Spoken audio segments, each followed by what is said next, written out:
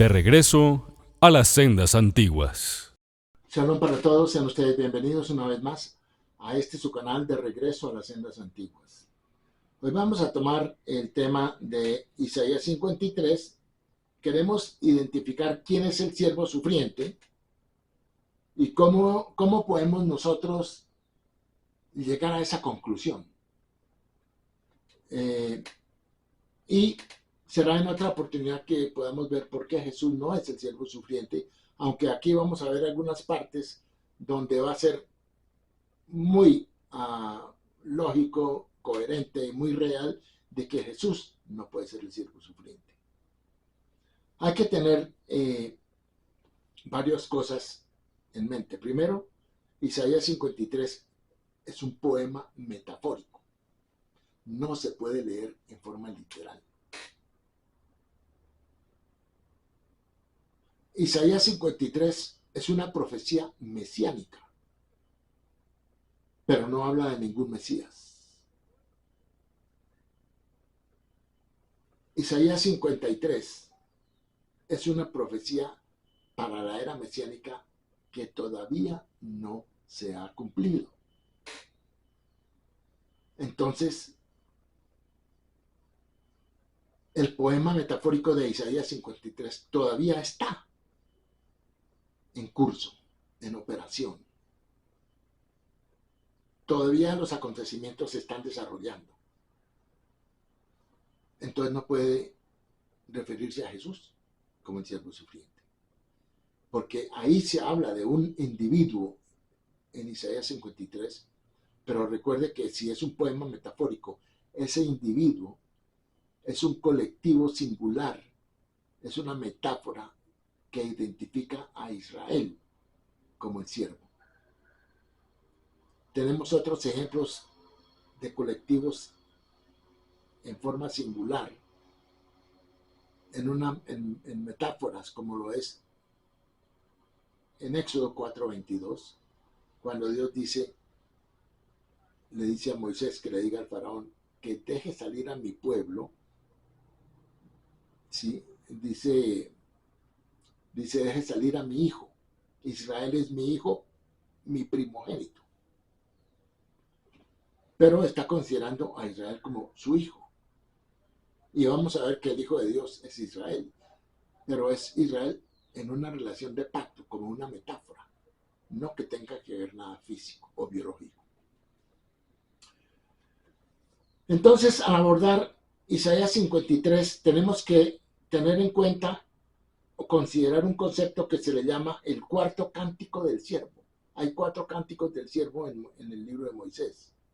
Y ahorita estamos enfocando el cuarto cántico del siervo, que está en el relato del segundo Isaías, porque también debemos considerar que hubo 2, de pronto 3 Isaías.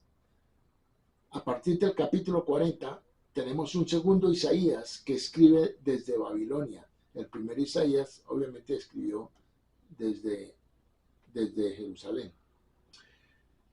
Luego, el segundo libro de Isaías, o Deutero Isaías, contiene los 4 cánticos del siervo, donde el cuarto cántico va desde Isaías 52:13 hasta Isaías 53:12. Y se considera un mensaje de consolación como antesala de la exaltación de Israel, que está en los capítulos 56 a 66 de Isaías. El libro de Isaías cubre 3 secciones: el capítulo 1 al 39, que es la amonestación; el capítulo 40 al 55, que es la consolación; y el capítulo 56 al 66, que es la exaltación de Israel. Luego, Isaías 53 es un poema metafórico que no se puede interpretar literalmente, y una profecía que predice cómo reaccionará el mundo cuando sea testigo de la salvación de Israel en la era mesiánica. Entonces, se nos está mostrando la historia de Israel a través de los siglos, a través de los miles de años. Entonces no puede referirse a un individuo que vivió una vida tan corta de 30 a 33 años, como fue Jesús. No puede ser. Ahora, los versículos se presentan desde la perspectiva de los líderes mundiales, quienes contrastan su anterior actitud despectiva hacia los judíos con su nueva comprensión de la grandeza de Israel en la era mesiánica. O sea, aquí lo que está presentando el poema metafórico de Isaías 53 es cómo las naciones van a reaccionar cuando se den cuenta de que ese Israel que ellos persiguieron, maltrataron, odiaron, abusaron, va a ser exaltado en la era mesiánica. Eso es lo que nos relata Isaías 53. Y en el proceso de ese relato describe el sufrimiento de este siervo que es Israel, que es el sufrimiento que Israel tuvo que pasar a través de los miles de años. Las persecuciones, tanto de los babilonios, los persas, los griegos, los romanos, los nazis, etcétera, etcétera, los ataques que se le han hecho a Israel, como hoy en día, en el término y en el concepto del día de hoy, el ataque de los palestinos a Israel. Israel no ataca, Israel se defiende, pero es un problema muy complejo. Hay que conocer la historia y el trasfondo para poder llegar a una conclusión más precisa. Bueno, entonces, las mismas promesas aparecen en Jeremías, capítulo 30, versículo 10 al 11, donde dice, así que tú no temas, siervo mío Jacob.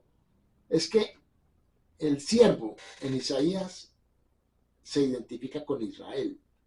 Ahorita vamos a ver que hay 9 versículos desde el capítulo 40 en adelante, donde se identifica a Israel como el siervo de Dios. Entonces es lógico que al llegar al capítulo 53, ese siervo sea Israel, porque es Israel el que ha sido identificado por el mismo profeta Isaías como el siervo.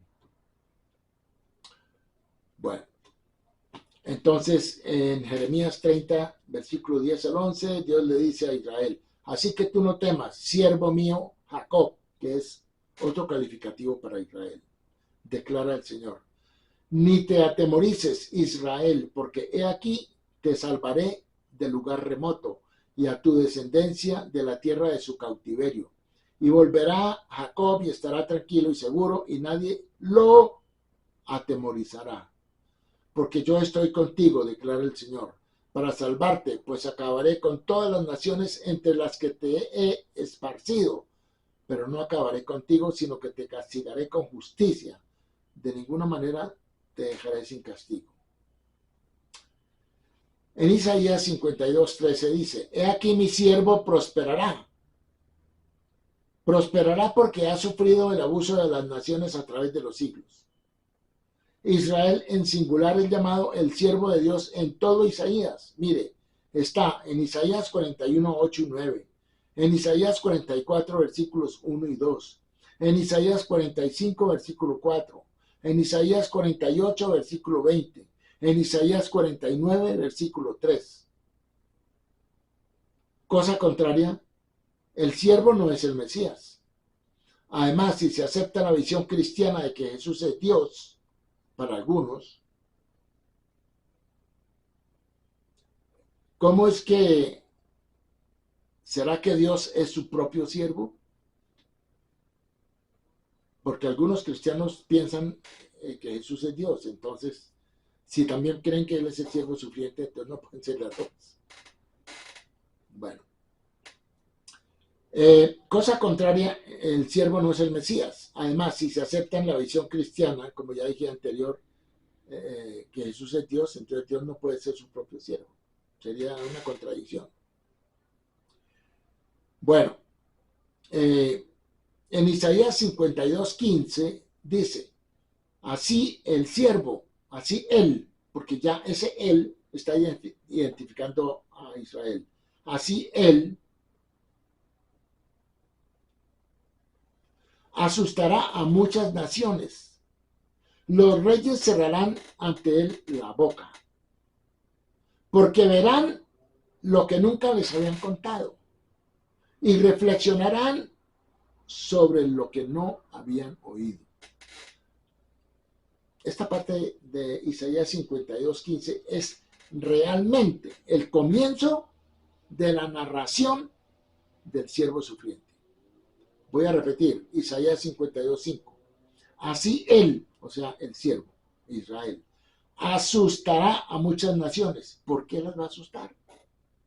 Porque las naciones, cuando se den cuenta de que Israel va a ser exaltado en la era mesiánica como el siervo sufriente, van a quedar asustados porque lo que habían escuchado antes era que el siervo sufriente era Jesús. Cuando se den cuenta de que no va a ser Jesús sino Israel, se van a ver asustados. Y quedarán atónitos de lo que le sucede al siervo del Eterno y dirán, ¿quién va a creer lo que hemos oído? O sea, van a decir, pero si nosotros habíamos escuchado algo diferente a esto, era Jesús, no Israel. Entonces, ellos van a decir, ¿quién va a creer lo que hemos oído? Y en Isaías 15 se nos dice explícitamente que son las naciones del mundo, los gentiles, quienes están hablando en Isaías 53. Aquí hay otro entendimiento. Isaías 53 comienza con un relato de un vocero, alguien que está hablando a favor de las naciones, o sea, es un vocero de las naciones. Entonces, en Isaías 53, quien narra esto es una voz que habla por todas las naciones. ¿Quién va a creer lo que hemos oído? Y nos dice, entonces, son las naciones del mundo, los gentiles, quienes están hablando en Isaías 53. También ustedes pueden encontrar algo similar en Miqueas capítulo 7, versículos 12 al 17, que habla del asombro de las naciones cuando el pueblo judío nuevamente florece en la era mesiánica. Y también, como ya dije, les aconsejo que repasen los siguientes versículos. Isaías 41, 8 y 9, donde dice, pero tú, Israel, siervo mío eres. Isaías 44, 1 y 2. Siervo mío y tú, Israel, a quien yo escogí. Está hablando Dios a través de Isaías. En Isaías 44, 21, Israel, porque mi siervo eres. Isaías 45, 4, por amor a mi siervo Jacob y de Israel mi escogido. Isaías 48, 20, redimió Dios a Israel su siervo. Isaías 49, 3, mi siervo eres, oh Israel, porque en ti me gloriaré.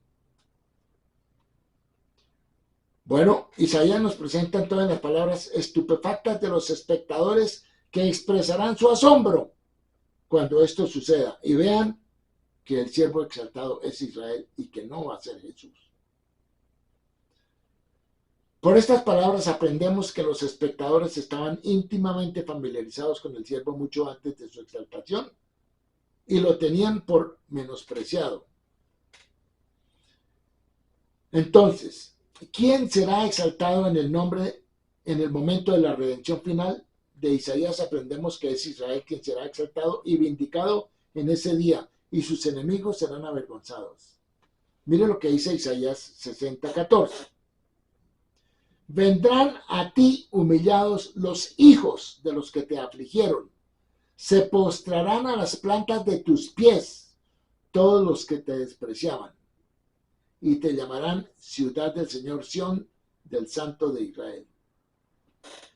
¿Qué es lo que avergonzará a los enemigos de Israel? ¿Es su rechazo de Dios o es su actitud hacia Israel?